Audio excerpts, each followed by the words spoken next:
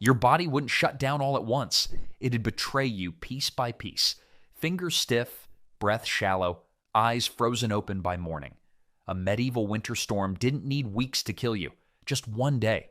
But what exactly turned 24 hours into a death sentence for so many, even inside their own homes? It starts the moment you try to rest. Your medieval bed was basically a pile of rough wool blankets and animal skins thrown over a straw mattress. Medieval mattresses had all the comfort of sleeping on a pile of angry cats. No heating systems existed. Wind howled through cracks in the walls like invisible knives cutting through your home. Medieval homes had zero insulation. Gaps between stones let in snow and freezing air. Your house keeps cold better than a modern refrigerator keeps food fresh. Dirt floors froze solid, turning the ground under your feet into sheets of ice. Hearth fires provided heat in maybe a 3-foot radius around the flames. Step back 4 feet and you might as well be standing outside in the blizzard. Your breath formed clouds indoors, just like it did outside. Medieval central heating was basically a campfire with commitment issues. People wore every piece of clothing they owned to bed. Entire families would huddle together under whatever covering they could find. Some brought livestock into their sleeping areas for extra body heat. Sharing a bed with a goat suddenly seemed like luxury accommodation. Hypothermia crept in during sleep without any warning signs. Many people simply never woke up the next morning. Their families would discover frozen corpses when dawn broke. Morning brought new dangers that made bedtime cold seem comfortable. Starting a fire from scratch became a life or death challenge every single morning. No matches, no lighters, no easy ignition existed. You had to strike flint against steel in total darkness while your hands were completely numb from the cold. Lighting fires with frozen hands was like trying to perform surgery while wearing oven mitts. Every water source froze overnight into solid blocks of ice. Wells became unusable chunks of frozen water. You needed to break through thick ice with metal tools just to get drinking water. Breaking ice with frozen hands was like trying to play piano while wearing boxing gloves. Livestock care couldn't be skipped no matter how brutal the weather became. Cows needed milking even in sub-zero temperatures. Chickens required fresh food and water. Medieval farming was basically running an outdoor restaurant for animals who never paid their bills. Going outside meant facing winds that could knock you down and snow that buried landmarks. Getting lost between your house and barn meant freezing to death just yards from safety. People tied ropes between buildings to avoid getting lost in their own yards during blizzards. Ice made every surface a potential death trap. Slip and fall while carrying water buckets, and you'd soak yourself in freezing temperatures. Cut yourself with an axe or knife while your hands were numb, and you might not notice until you'd lost dangerous amounts of blood. Every task carried risk of injury, hypothermia, or death. But avoiding chores meant certain starvation, so you had to choose between probable death and guaranteed death. What you wore outside made those deadly choices even worse. Medieval winter clothing consisted mainly of rough wool and linen garments that offered about as much protection as wearing a thick towel. Medieval fashion designers apparently thought hypothermia was a trendy look. Most people owned just one complete outfit. No spare clothes, no layering systems, no specialized winter gear existed for common folk. Shoes were thin pieces of leather or cloth wrapped around feet. No rubber, no insulation, no waterproofing whatsoever. Medieval footwear was basically leather bags tied to your ankles. Once wet, they stayed soaked for days or weeks. Wet feet in freezing air guaranteed frostbite and infection. Gloves were expensive luxury items that most families couldn't afford. Bare hands had to grip frozen metal tools, handle icy water, and work with rough wood. Fingers would crack open from cold and bleed from the constant exposure. Try chopping firewood when you can't bend your fingers. Cloaks provided the illusion of warmth, but failed completely against driving wind and snow. They were basically large pieces of cloth that flapped around uselessly. Wearing a medieval cloak in a blizzard was like using a bed sheet as an umbrella. Getting clothes wet meant wearing them wet until they dried on your body. This process could take several days in winter humidity. Damp clothing against skin and freezing temperatures created perfect conditions for pneumonia and other respiratory illnesses that killed quickly.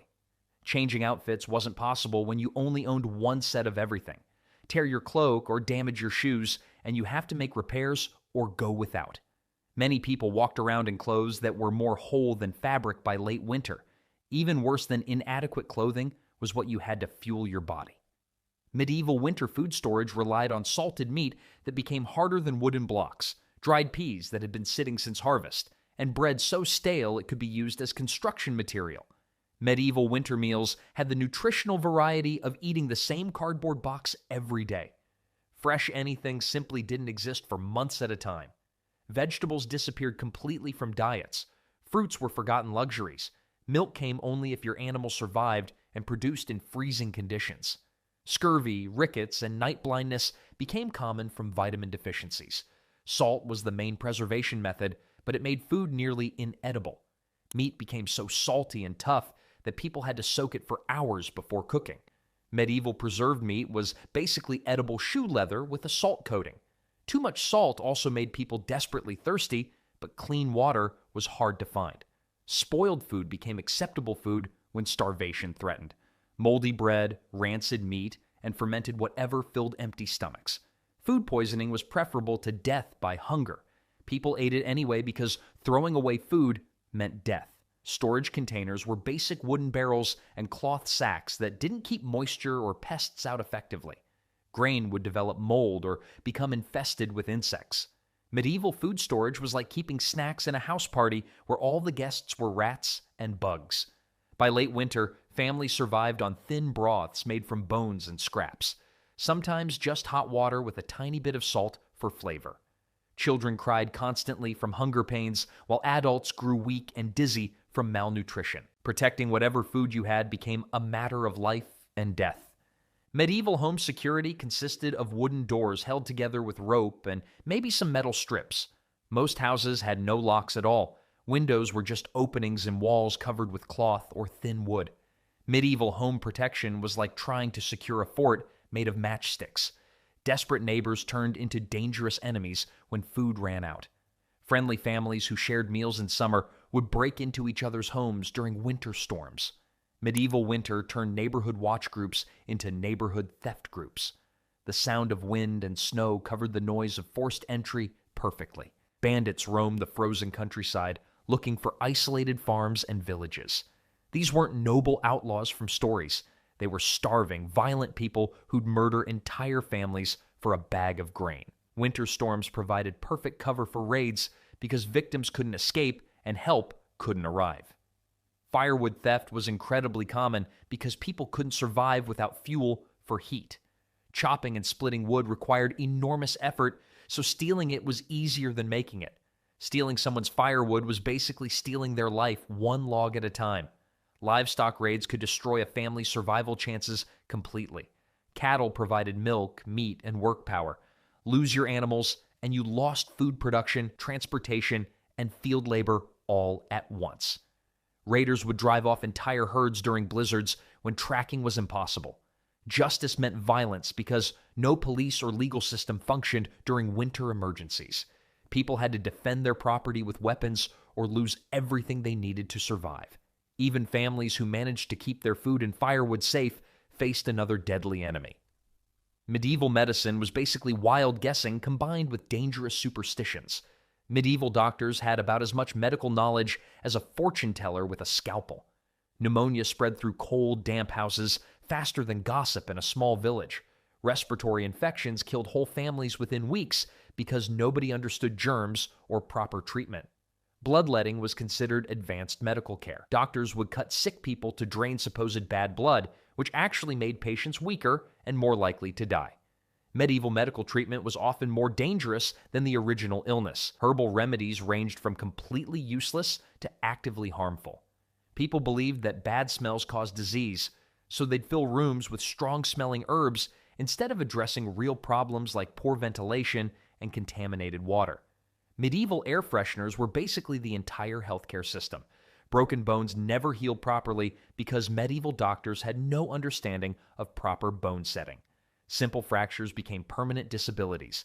Infected cuts turned into life-threatening blood poisoning within days. Dental problems caused face infections that spread to the brain. Mental illness was blamed on evil spirits or divine punishment.